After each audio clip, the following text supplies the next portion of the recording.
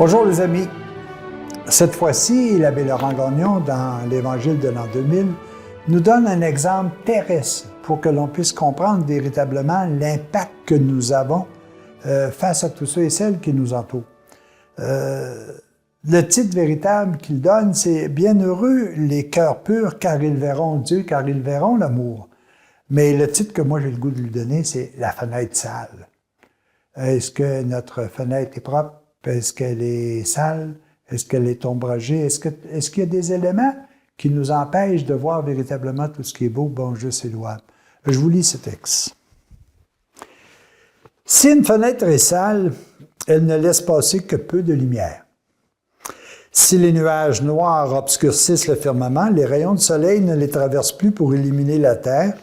Et si le vent est fort, vous savez que la tempête s'en vient, brisant tout sur son passage.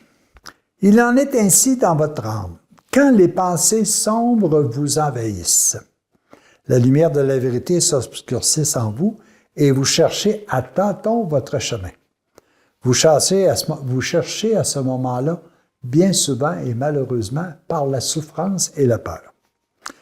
Quand le vent souffle en tempête dans votre âme, c'est que les passions désordonnées en ont pris la direction et que la volonté se laisse influencer dans le sens égoïste indiqué par vos instincts. Ces passions engendrent en vous la haine, la vengeance, la colère, l'injustice, le vol et même le crime. Lorsque la tempête souffle en votre âme et sème la destruction, les énergies qui auraient pu être utilisées pour le bien causent du désordre, la destruction et la mort. Les pensées mauvaises et les passions poussent l'homme à s'enliser dans la matière.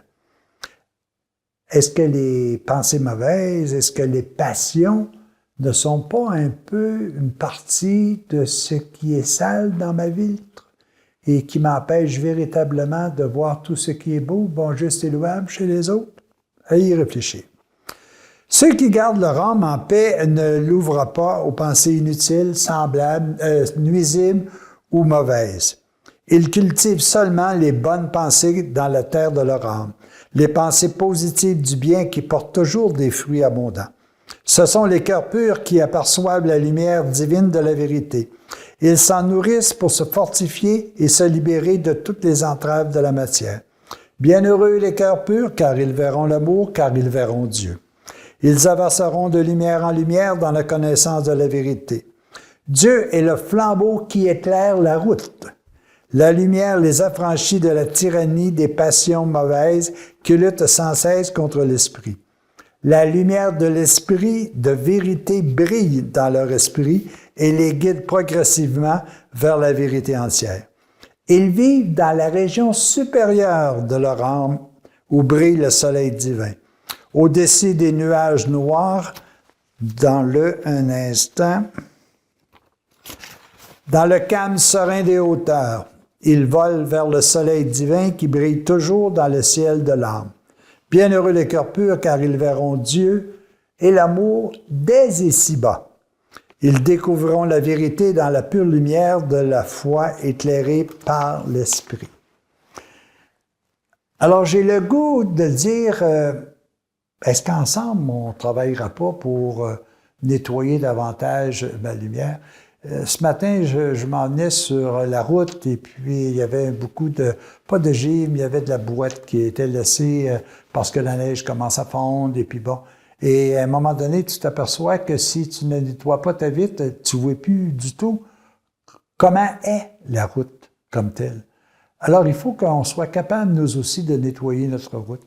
Et bien souvent, notre vitre est salie par des mauvaises pensées, par des jugements, par des tromperies, par des inquiétudes, par une foule de raisons qui fait en sorte que ma vitre de l'âme, ma vitre du bonheur est tachée.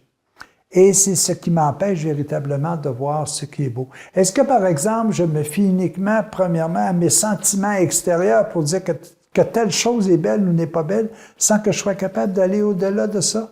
Pour voir que même si l'apparence n'est pas ce qui est plus reluisant à mes sens physiques, elle est tellement importante à mes sens spirituels. Est-ce que je vois ce qui est beau? Même si je dis, ah, la neige, là, c'est incroyable, la neige, c'est pas drôle, c'est bon. Non, c'est tellement beau, c'est tellement blanc, c'est tellement pur. Hey, on a une saison extraordinaire. Il y en a qui n'ont pas la chance de vivre ce que l'on vit parce que c'est beau. Alors, j'ai dépassé la vision mauvaise de ce qu'est l'hiver pour y trouver ce qui est merveilleux. Ben, c'est la même chose au niveau de notre âme. Est-ce que je suis capable de dépasser mes jugements premiers? Est-ce que je suis capable de dépasser l'envie que j'ai d'avoir telle chose par rapport à quelqu'un qui l'a? Est-ce que j'ai envie de découvrir chez telle personne ce qui va faire ma force parce que je vais pouvoir le dénigrer, ou est-ce que je vais voir chez cette personne-là ce qui est important à la réalisation de son bonheur, mais du mien également? Est-ce que ma vitre est propre? Est-ce que je fais des efforts d'abord pour la garder propre? Et garder la vitre propre, c'est garder la vitre de mon âme, garder la vitre de mon esprit, de mes émotions, de mes sentiments, de mes pensées, le plus harmonieux possible, le plus clair possible. Est-ce que je me laisse influencer par une foule de tâches qui, bien souvent, sont placées par moi-même dans cette vitre-là? Alors, les amis, gardons toujours nos fenêtres le plus propres possible. Et c'est facile de garder notre fenêtre propre en gardant notre corps intact, en gardant nos sentiments et nos émotions le plus près de la vérité, et gardons nos pensées positives. Malgré une foule d'éléments qui peuvent nous empêcher de faire le contraire, qui peuvent en sorte de faire que notre corps s'affaiblit, que nos émotions, nos sentiments sont axés davantage vers des choses qui sont négatives, ou même que nos pensées ne sont plus constructives, mais qui tendent davantage à détruire. Tout ça fait en sorte que nos vitres sont bien souvent pas tellement nettes.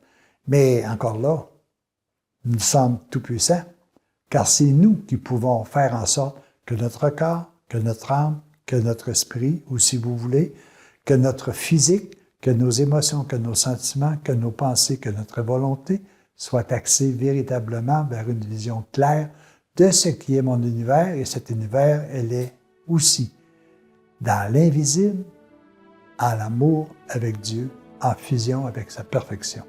Les amis, encore un autre moment de réflexion et on va pouvoir progresser sur le chemin qui nous ramène à notre origine. À tous et à chacun, à la prochaine.